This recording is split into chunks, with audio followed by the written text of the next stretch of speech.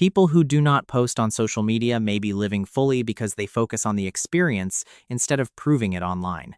The psychology of people who avoid posting is not simply about confidence, because silence can come from peace, privacy, or fear of judgment.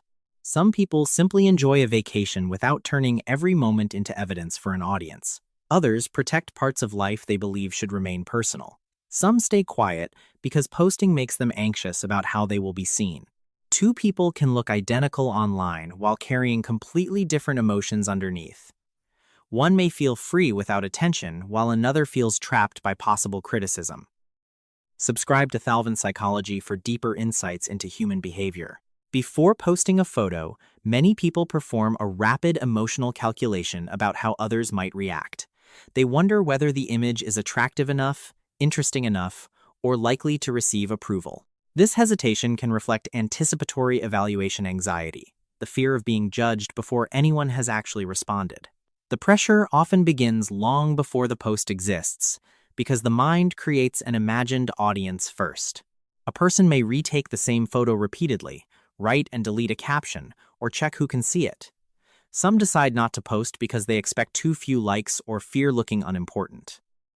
Others upload something, feel exposed within minutes, and quickly delete it. That gap between wanting to share and choosing silence reveals how strongly social media can turn self-expression into self-evaluation under the pressure of imagined judgment. Sociologist Irving Goffman argued that people adjust how they present themselves depending on who is watching. Social media did not invent this behavior, but it expanded the audience, preserved the performance, and made impressions easier to revisit. A caption, photo, or awkward moment can remain visible long after the context disappears. That permanence encourages people to manage what they share and which version of themselves others are allowed to see. The experiencing self is absorbed in the moment itself. The performing self is imagining how that moment will look online. The moment you begin shaping an experience for an audience, part of your attention leaves the experience. This does not mean every post is fake, because people select what they reveal. The problem begins when the curated version becomes more important than the identity behind it. Some people avoid posting because they no longer want to participate in that performance. Some people scroll through social media every day but rarely share anything about themselves. They may be passive users consuming content, non-posters who keep an account but rarely contribute, or non-users who avoid the platform almost entirely. Each pattern can come from a different psychological motive. Some stay silent because they fear judgment, value privacy, feel exhausted by comparison, or dislike turning life into public content. Silence can become a form of self-protection. However, watching without posting removes the pressure to perform, but it does not necessarily remove the pressure to compare. A quiet user can still feel affected by someone else's promotion, edited appearance, idealized relationship, or seemingly perfect life. They may still quietly wonder why they are falling behind. So silence online should not automatically be mistaken for confidence, peace, or emotional freedom. Sometimes it reflects healthy boundaries, and sometimes it reflects anxiety. For some people, choosing not to post on social media is a way of protecting personal autonomy. Self-determination theory suggests that people function better when their actions feel self-chosen rather than controlled by outside pressure. Not posting can preserve the right to decide when to share, what to reveal, who gets access, and which parts of life remain private. It can also protect the source of self-worth from becoming dependent on public reactions. Autonomy means feeling free to choose. Competence means feeling capable. Relatedness means feeling genuinely connected. Social media can support all three needs, but it can also distort them.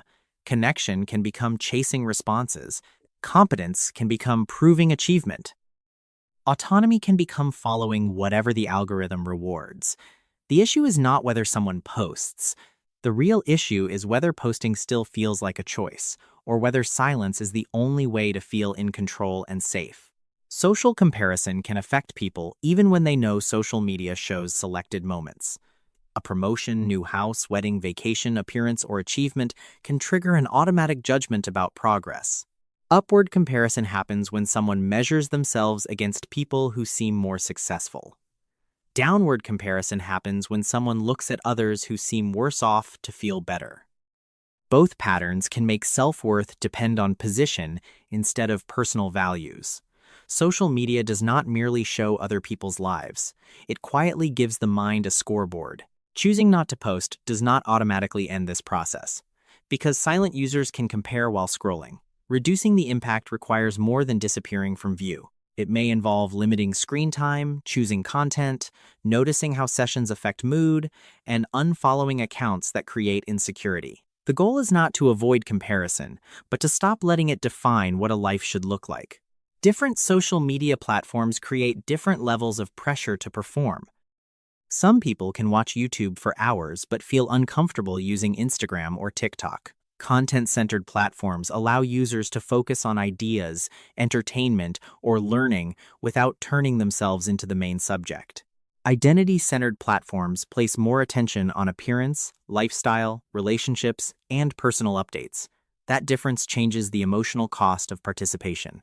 A person may feel comfortable discussing history, psychology, or culture online, yet avoid posting photos of their face, family, or achievements. They may enjoy being present as a mind while resisting the pressure to become a personal brand.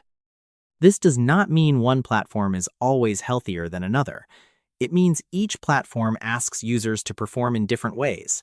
Understanding that difference can explain why someone is active online in one space but invisible in another. Some people who rarely post on social media may prefer a smaller circle of relationships that feels personal and meaningful. They may value private conversations, face-to-face time, phone calls, and sharing important moments with people they trust. This does not mean everyone who posts less automatically has stronger friendships.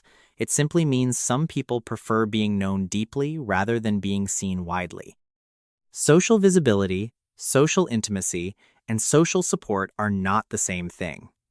A person can be highly visible and deeply lonely, or almost invisible online and strongly connected in real life. Social media can help people maintain long-distance relationships or find communities they would not otherwise reach. The real issue is not the number of followers, friends, or reactions. What matters more is whether relationships feel mutual, dependable, and emotionally honest. Depth comes from being understood, supported, and present for one another. People who rarely post on social media may spend less energy managing how they appear and more energy noticing what they actually think, feel, and value. This inward focus can create space for reflection, observation, emotional awareness, and a more private sense of identity. However, thinking deeply is not always the same as emotional intelligence. Reflection helps a person understand patterns and make clearer choices. Rumination keeps the mind circling the same fear without creating movement. Self-criticism can turn awareness into harsh judgment. Social anxiety can make silence feel safer than participation. Avoidance can look like independence while quietly protecting unresolved fear. Healthy inner awareness usually leads to clearer action, stronger boundaries, and more honest decisions. Overthinking often leads to delay, withdrawal, and repeated doubt. The difference is not how much someone thinks, but whether that thinking brings understanding or keeps them trapped inside the same emotional loop. Awareness creates movement, not endless mental repetition. Not posting on social media can be an expression of confidence, privacy, peace, or exhaustion. It can mean someone prefers being present, connecting privately, and living without turning experience into proof. But silence online is not always freedom. Some people withdraw because they fear judgment, feel dissatisfied with themselves, carry past hurt, or want to avoid connection. The same behavior can come from strength in one person and fear in another. Privacy is freedom when it is chosen. It becomes a prison when it is controlled by fear. That is why the important question is not how often someone posts. The real question is whether the choice feels honest, flexible, and meaningful. A person who never posts may be deeply secure, anxious, or somewhere between those possibilities. Freedom means being able to share or remain private without pressure from an audience, an algorithm, or fear. Subscribe to Thalvin Psychology for deeper insights into the hidden patterns behind everyday human behavior. Thank you for watching and supporting Thalvin Psychology. Please subscribe, and let's keep exploring the psychology deep within us together.